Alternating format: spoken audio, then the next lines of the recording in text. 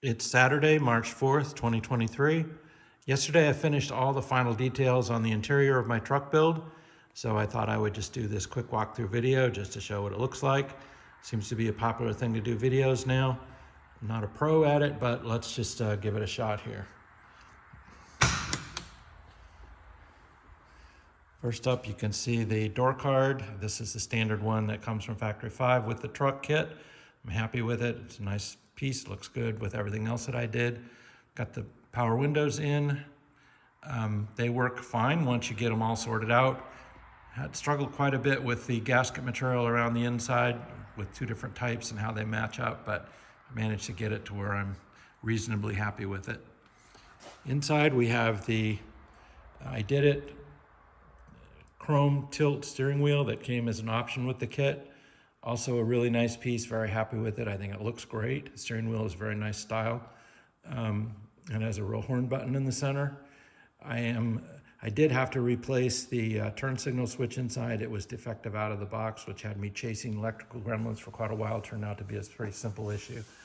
On the dash, you can see some of the things I've got here. These two switches right off the bat. This is the standard headlight switch, and next to it is the wiper switch. I got knobs from I Did It that match, so that looks semi-finished. On the dash, you can see I've got 4 lights, indicator lights. The top one is the high beams.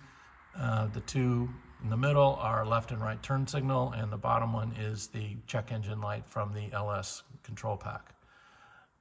Just going down here, I've got lights in the footwells. You can kind of see I did fabricate fill panels for the side on both sides. You can see it here on the right hand side so that it covers up the raw inside of the body and some of the chassis. You can also see the foot switch that I ended up with for the headlight, high beam, and flash to pass function. No clutch pedal, obviously. This is a automatic build.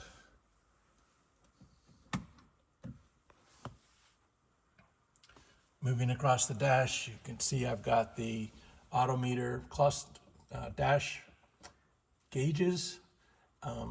Happy with those. They seem to all be now calibrated and working properly. I took the standard kit aluminum and polished it up, and I'm happy with how that turned out.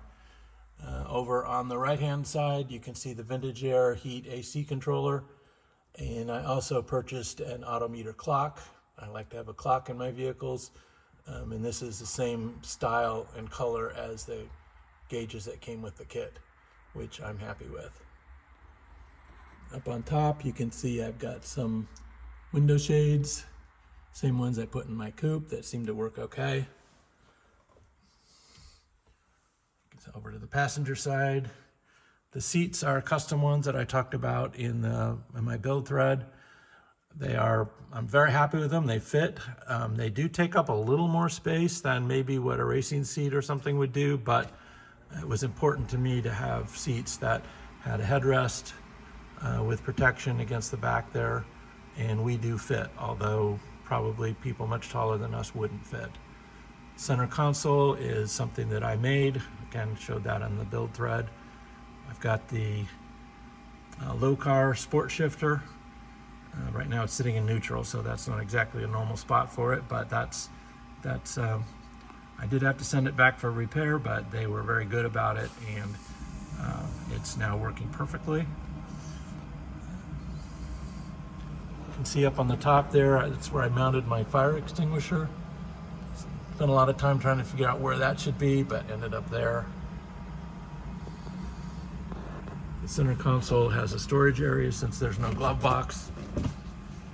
And that's a nice deep well that I can put things.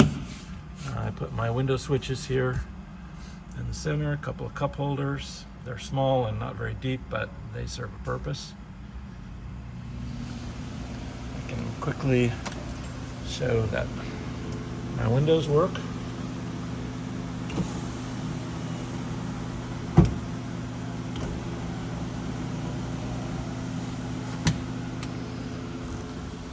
Passenger side, much the same. Still don't have the front and rear glass installed. That's coming up soon. I'll get that taken care of.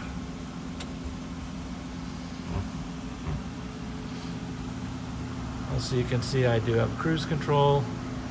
Took a while to get that working, but it is now working, and it's a drive-by-wire setup that works through the LS system, so there's no mechanical aspects. It's all drive-by-wire, which is nice. On the dash, I can't really see them here, but underneath the edge, I have a USB outlet on this side, and on the other side, an auxiliary outlet that I can use for obviously 12 volt, but I also have it directly wired to battery, so I can put my trickle charger and battery tester into that without having to hunt for the battery, which is in this case buried under the bed in the back. Not a real convenient location.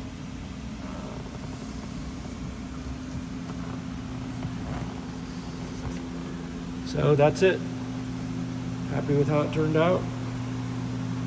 Ready for it to be done and on the road, which should be not too much longer. Paint's almost done, and weather is still an issue, but we'll, in the next month or two, hopefully get that straightened out, get it legal, licensed, and have it on the road. Enjoy. Thanks.